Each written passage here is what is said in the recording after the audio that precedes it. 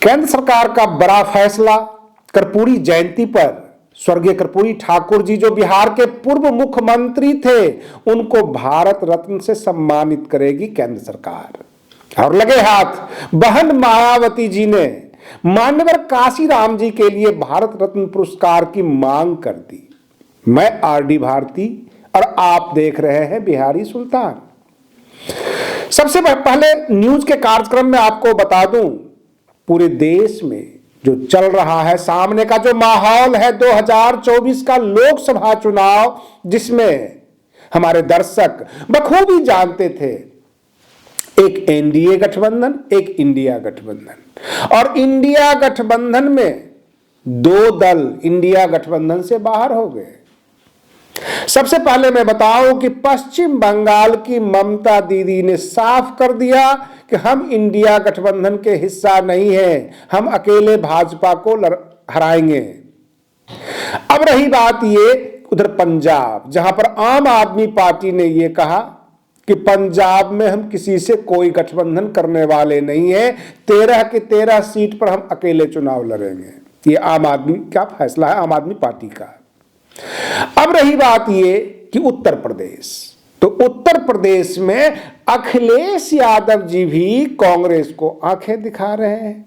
जो प्राप्त सूत्रों के हवाले से खबर है कि कांग्रेस 300 सीट पर चुनाव लड़ना चाहती है और अपने गठबंधन पार्टनर जो भी उनके घटक दल हैं उनको दबाने की कोशिश करती है, धकेलने की कोशिश करती है। और जो क्षेत्रीय दल हैं, जो घटक दल हैं, वो कांग्रेस से पीछे हटने को तैयार नहीं।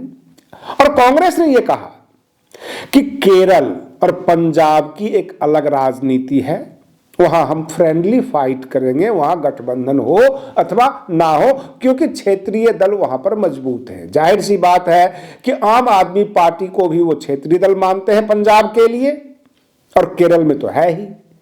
दिल्ली में कांग्रेस और आम आदमी पार्टी साथ साथ चुनाव लड़ेगी अथवा नहीं, इसका अभी कोई फैसला नहीं आया है।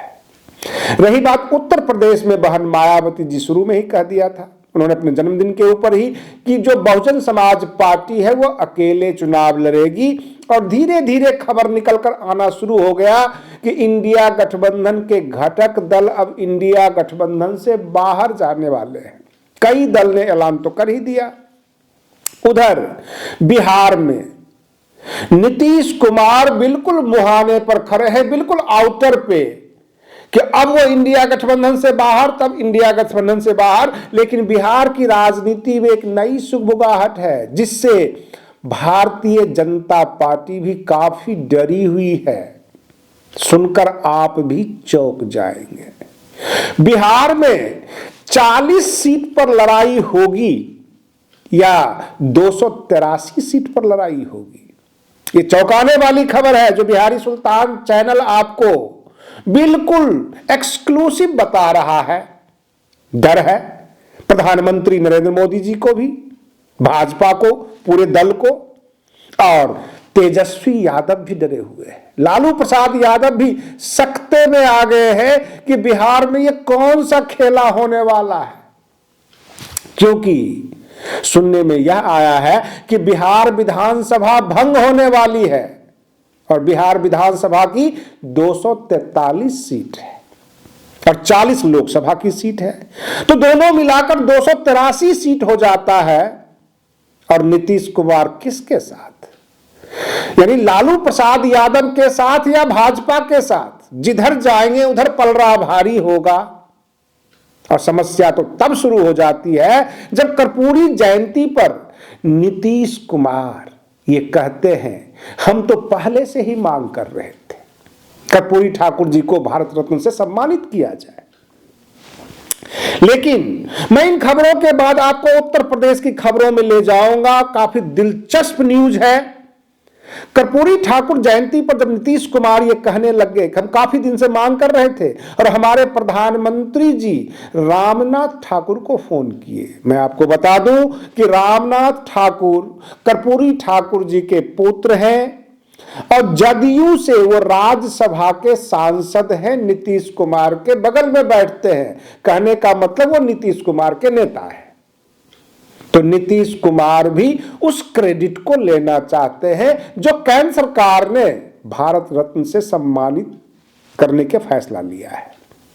अब यहां पर यह प्रश्न उठता है कि नीतीश कुमार यही नहीं रुकते हैं, वो ये भी कहते हैं कि जिस तरह कर्पूरी ठाकुर जी ने अपने खानदान, अपने जो भी वारिस हैं उनके लिए कुछ नहीं किया। जब आप कई ब्लॉग पे जाएंगे, कर्पूरी ठाकुर जी के बारे में जानने की कोशिश करेंगे तो ये वे मुख्यमंत्री थे जो वसीयत में अपनी झोपड़ी छोड़कर गए थे, कुछ नहीं किया अपने परिवार के लिए। नीतीश कुमार जी ने खुद कहा कि इनके पुत्र को तो राज्यसभा में मैंने भेजा, मैंने सम्मान दिया, हम लोगों ने नेता बनाया है। कहने का तात्पर्य कर्पूरी ठाकुर बेदाग थे, अति पिछड़ों के वो मसीहा थे, आरक्षण के पुरजोर समर्थक थे और जो अति पिछड़ा वर्ग है, ओबीसी वर्ग है, उसके लिए वो विधाता थे।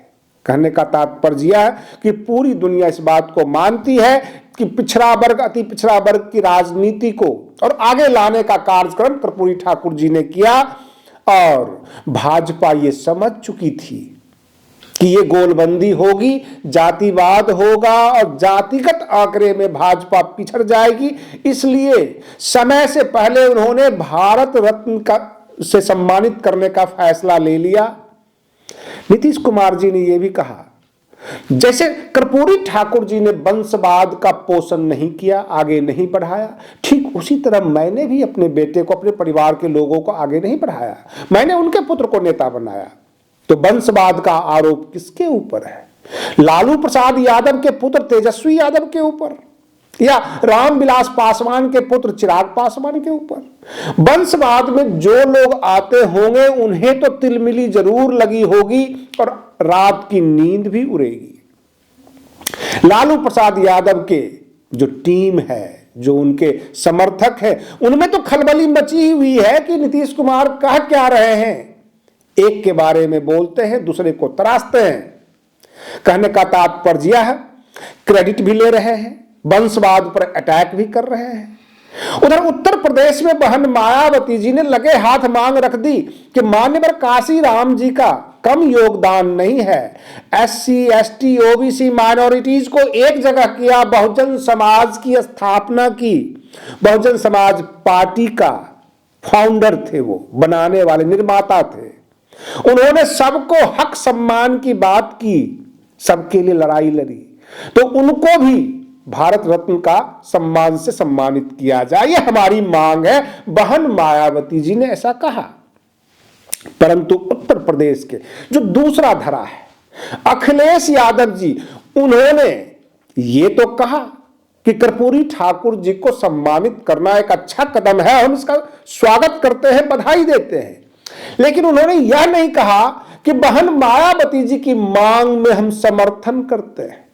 पीडीए बनाए हैं, पिछड़ा, दलित, अल्पसंख्यक अथवा आधी आबादी।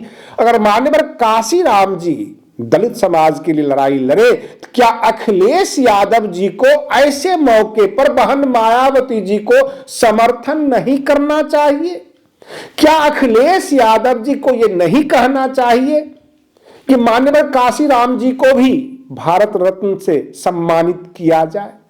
अखिलेश यादव जी चूक गए अथवा वो मान्यवर काशीराम को पसंद नहीं करते, दलितों को वो पसंद नहीं करते, केवल खोखली नारेबाजी है। उत्तर प्रदेश की जनता, खास करके बहुजन समाज के जो लोग हैं, उनमें एक निराशा है कि बहन मायावती जी ने जो मांग किया कि मान्यवर काशीराम जी को भी भारत रत्न से सम्मानित किया जाना चाहिए। और निराशा का कारण यह है कि अखिलेश यादव जी पीडीए तो बोलते हैं, लेकिन इन बातों में उन्होंने समर्थन का कोई ट्वीट नहीं किया कि हम बहन मायावती जी की मांग का समर्थन करते हैं। फिर पीडीए केवल स्लोगन है, आम लोगों को आंख में धूल झोंकने की कोशिश है। यह बात तो साफ हो रहा है कि इंडिया गठबंधन एकजुट नहीं है। कहीं ऐसा ना हो कि उत्तर प्रदेश के 80 के 80 लोकसभा सीट पर कांग्रेस अकेले चुनाव लड़े और सपा, आरएलडी इनका गठबंधन रहेगा, उसमें आजाद समाज पार्टी रहेंगे।